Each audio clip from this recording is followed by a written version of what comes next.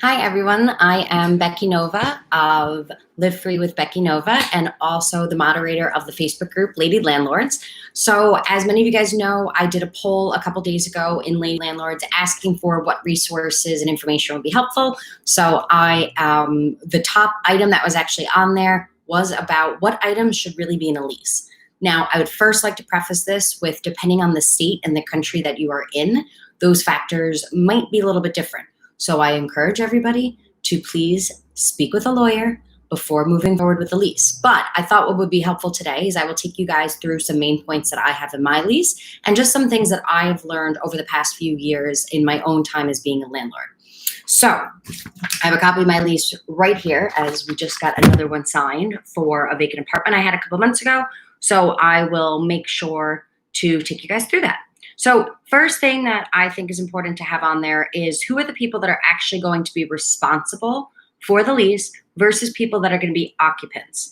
Now, the difference between that is sometimes you might have a couple that'll say, well, his income is not going to really be helpful for qualifying for the apartment, but mine will. So let's use the wife's, see what I did there? Let's use the wife's income to make sure to put them on the lease. So sometimes that would be the only person that would be on there. Sometimes it would be a daughter taking care of her mother who might not have income. And then you would list the other person as the occupant. Also, children you want to list as occupants as well.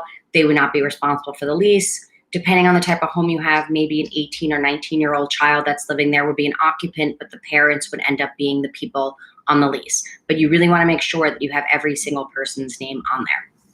Second thing that I think is the most important is to make sure to have your terms, meaning when are they able to move in, when are they moving out. I personally prefer year leases, and that's the way that I work, but we also do move-in times. Now, leases should be a working document, okay, a live document. And what I mean by that is they should always be changing. So for example, and being upgraded and being clarified when something comes up with tenants. For example, one thing that came up with us was we had tenants and we had new people moving in the following day that was going to work out great. But then the tenants that were leaving actually ended up not leaving until midnight the night before, and we had these next people moving in the next morning. So we did not have as much time as we had planned to be able to make that transfer over. Luckily, we happen to have great tenants that they left the place in absolutely spotless condition, no damage. But for example, if they had, we would not have had the availability to get those new tenants in the next day. So one of the things that I personally do is I have a condition where tenants move in at noon and move out at noon. So that at least would give me 24 hours if something did not go right. Most of you, if you're doing your inspections quarterly as you should, which should also be in your lease, you would kind of know what situations you're going to get. And if you're going to end up with a clean apartment or you're going to end up with one that has a lot of damage that you're not going to be able to rent out for another month. So take those things into consideration. Honestly, most of the time, those situations have kind of worked out for us. People leave 2 days early. Somebody else doesn't want to move into the middle of the month or a week into the month. So see how they kind of go from there. You want to make sure to put what happens when the lease ends. A lot of leases go month to month, but you want to clarify if that's going to happen, if you have to re-sign a new lease, and also when people have to give you notice that they're going to be moving. Not only if you go with a month to month after the first year term, but at what point are they going to let you know? So for us, we usually ask for 45 days notice on that. Definitely you want to clarify how much the rent is going to be per month, and also when that rent is due. Not only when that rent is due, but you also want to add in if there's a late fee, when that late fee takes effect, how much that late fee is, all the details in that. Next, you do want to address early termination. If somebody needs to move sooner than their lease is up, what happens at that point? You want to address, are they responsible to the lease to the end? Sometimes that's not feasible and people aren't going to abide by that. So sometimes putting a fee in is, once again, make sure that you check with your local laws to make sure that what you're putting in your lease is something that you are legally able to do. We also then have payment information, how we want our people to pay us, and how they can contact us and those kinds of things. Next is security deposit. Security deposit what that amount is, and what that can be used for. Personally, we do not allow our security deposit to be used during the term of the lease. It can only be used for damage after someone vacates. So we do make it clear in our lease that if there are damages done during that time, oddly enough, we've had a lot of people do damage at move-ins. So we want to make sure that that is clarified, that those things need to be paid for separately.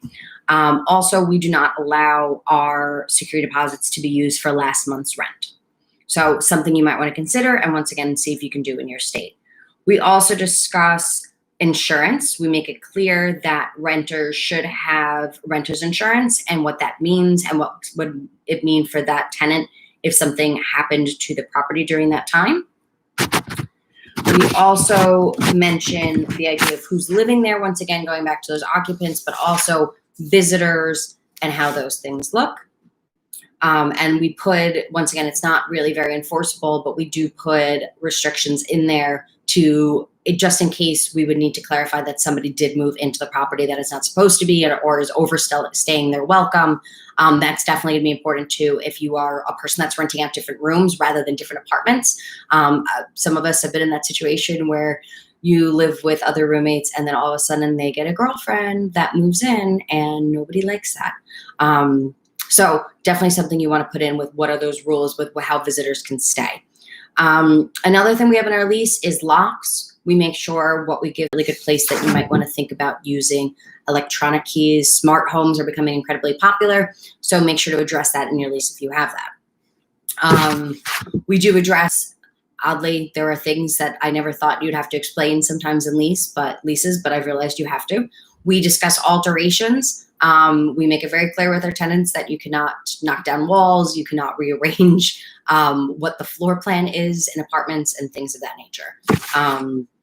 We also, our state being in New York, it is important to discuss lead paint. So we do have a lead paint disclosure. We discuss parking and what is included in parking, what that means. What we mean by that is, we can have what cars are able to be in a parking lot versus storage for boats or cars that need to be worked on. There happens to be a lot of city ordinances about things like that, about cars that may not run or about basically parking lots being used as mechanic shops. So make sure you choose, once again, either a local lawyer or make sure that you know your local laws. That's something else that goes in our leases. We make sure that people understand that they are bound also by the city ordinance. For example, where I live in Yonkers, New York, there is a sound ordinance. I don't think a lot of people know that around here, but there actually is a sound ordinance. And that is something that we make sure that is clear in our lease that they have to abide by that. Just in case then now other tenants are complaining that their music's on blasting all night, we can actually reference the city ordinance as a part of a lease violation. We discuss storage. We have apartment buildings, we have multifamilies. There's usually not storage outside of the room, but if you're somebody that has a single family home, you might want to discuss if garage can be used, if basement can be used, or other spaces of that. We go through simple ideas of what the maintenance and repairs requests are. So we put really just standards of what we expect for a home. Once again, the idea of not hanging laundry inside your house or not blocking doorways, things like that. Another thing that we actually list is also neighborhood conditions. Those are clearly things that are not in our control. So we want to put that in there that the leasee is accepting what the neighborhood is like. We do have, as I mentioned before, a section about the inspection of premise and what that we are able and what our guidelines are for when we can go into the apartment, whether that be for a showing, when they already gave us notice to move out, if there has to be any maintenance done on the apartment, or also we personally do quarterly inspections to make sure that everything in the apartment is running as it is, and that we can keep our apartments in the best conditions. We also list out different reasons for early termination. That is a part of our lease. We do not allow subletting or Airbnb in our apartments, so that is made clear. Also, we make it clear that a reason for early termination would also be any type of criminal or illegal behavior. Personally, for our properties, we do not allow pets. So we make sure that our pet policy is very clear. That is something, if you do allow pets, that is definitely a place that you want to be able to put that. Also, once again, make sure that you're following your city ordinances on that. I know in the state of New York, we have very specific conditions about what you can charge, what you cannot charge, what you can allow and not allow. So we go through that part there.